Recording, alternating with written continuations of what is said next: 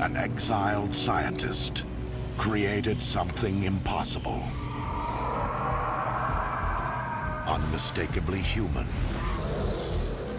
Undeniably animal. On the island of Dr. Moreau. I'd like to present my children.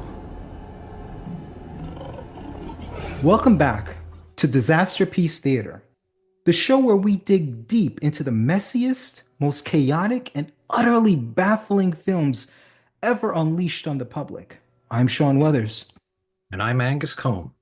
Today we're diving face first into one of the most infamous production nightmares in film history, The Island of Dr. Moreau, 1996. It's a movie about man, beast, and Brando, with a behind-the-scenes story that's somehow even weirder than what made it into the final cut. Let's set the scene. The Island of Dr. Moreau is based on the 1896 H.G. Wells novel of the same name, and this wasn't its first adaptation. The story had already been brought to life twice before, once in 1932, Island of Lost Souls, and again in 1977. But this one? This one was going to be the definitive version. At least, that's what New Line Cinema thought when they greenlit the film in the mid-90s with director Richard Stanley, the mind behind cult hits like Hardware. Stanley was a passionate fan of the source material. He had a unique vision, he spent years developing the script, and he even got Marlon Brando on board. What could possibly go wrong? There was something like 44 main unit days where not one shot was actually taken, where a setup never came together. So everyone would just spend the entire day sitting around in full makeup, melting in the sunshine and waiting for something to happen. Everything went wrong. Let's talk about the production, or what barely qualifies as one. First of all, Stanley was completely overwhelmed. He wasn't used to studio politics or handling massive egos, and unfortunately for him, this project had two of the biggest, Val Kilmer and Marlon Brando. Kilmer showed up late, refused to do scenes, and clashed with everyone, especially Stanley. Meanwhile, Brando, grieving the recent death of his daughter, showed up completely checked out. He barely learned his lines and often insisted on improvising entire scenes. He never would learn his lines, and he had Carolyn, his assistant, read lines from the trailer into his little earpiece. Stanley was fired just days into shooting, and in a move straight out of a Coen Brothers movie, he snuck back onto the set disguised as one of the animal extras. No joke. He hid in a costume and watched the wreckage unfold. After about 10 minutes, I was able to take the dog mask off because there was no one left on the crew who recognized me. Everyone had been fired. John Frankenheimer was brought in to replace Stanley. He was a veteran director, a fixer, essentially. But even he couldn't salvage what was quickly spiraling into one of the most chaotic productions in Hollywood history. I remember Frankenheimer trying to talk to him about the scene and Marlon saying, no. Instead of it being about violence and all this pain and suffering, I think that all of the animal people should get together and there should be a grand celebration like a bar mitzvah. And I thought, he's fucking with them. The cast didn't get along. The crew was constantly reworking the script, and morale was in the toilet. All of this madness behind the scenes spilled over onto the screen. Let's break this down, starting with what I think the film actually does well. The creatures learn how to remove their implants. It's one of the few story beats that play out logically and with some genuine tension. Casting Marlon Brando as Moreau could have been genius. A legendary actor playing a legendary madman. Brando's mini-me sidekick. The look, the performance, it's ridiculous, yes, but it went on to inspire pop culture moments in South Park, Austin Powers, and more.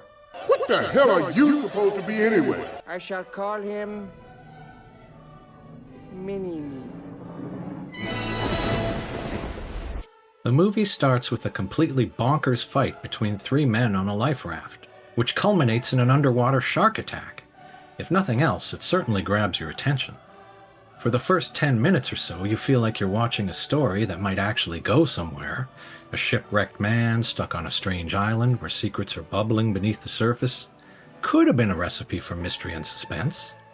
The introduction of Fairuza Balk's character adds a promising hint of forbidden romance to the mix, which is always welcome.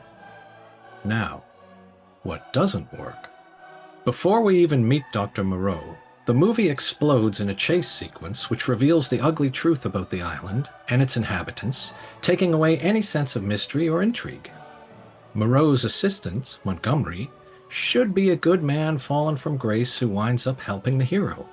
But Val Kilmer's Montgomery is hard to read, kind of creepy, and fails to redeem himself in the end. Compared to the original Island of Lost Souls, this movie has less story, less developed characters, and less believable human drama. And it's half an hour longer. The performances, by the entire cast, especially the two stars. Regardless of the personal issues Brando and Kilmer were going through, what ended up on screen is some of their worst work. It's unprofessional and embarrassingly bad. Just one day I said, "Can we talk?" And he said, what is it, dear? And I said, "I don't know, just in terms of our characters and how they relate, I'd love to have some time to do that." And he said, "No, this is all insane. I'm getting paid. You're getting paid. None of the scripts make any sense, so why worry? You know, just relax, do what you're doing, you're beautiful, don't worry about it." And I said, "But I mean, how the characters relate, isn't there?" I didn't read the script. The exposition dump, where Fairuza Balk's character overhears a conversation to learn a major plot twist? That's not cinematic. That's daytime soap opera or sitcom energy. David Thewlis, our lead, is relegated to a bystander. Things just happen around him. He barely drives the story. Characters die without completing arcs or contributing meaningfully to the plot. It makes their journeys and the whole film feel pointless. Overall, the film is dull, bloated, and swings wildly between tones. It tries to be a philosophical horror, but it's incoherent with clunky dialogue, inconsistent creature effects, and baffling choices across the board. You and I are going to rewrite the script, and we'll spend 6 or 8 weeks rewriting it because I have some ideas about how Dr. Moreau should be wearing a hat all the time, and at the end of the movie takes off his hat and he's actually a dolphin.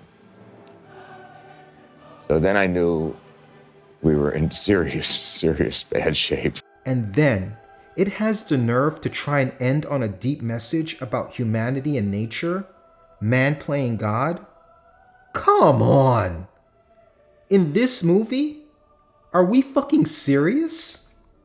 The Island of Dr. Moreau is so over-the-top, campy, and strange, it feels almost like a deliberate parody.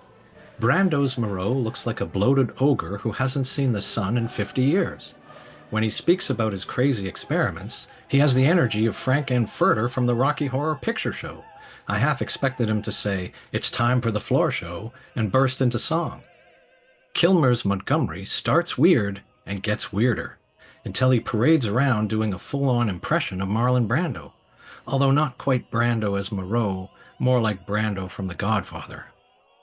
But after building up Moreau and Montgomery as such strange and unique villains, the filmmakers have the nerve to eject them before the end of the story, leaving some of their creations to become the villains. But they're really just victims of Moreau and Montgomery, aren't they? In the original movie, Dr. Moreau gets his comeuppance at the very end, and that feels much more satisfying. The Island of Dr. Moreau 96. What's left to say? It's more than just a misfire. It's a cinematic black hole where talent, money, and sanity went to die. You watch it, and you don't just see a bad movie. You feel the psychic residue of its creation. The clashes, the desperation, the sheer, what the hell are we even making energy radiating off the screen.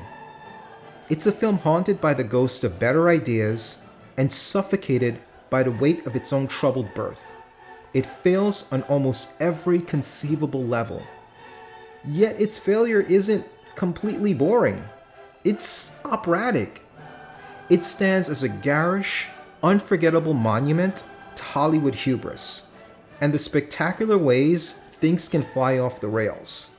This isn't just incompetence. It's a masterclass in catastrophe. And that, my friends, is the very definition of Disasterpiece Theatre. Thanks for watching Disasterpiece Theatre.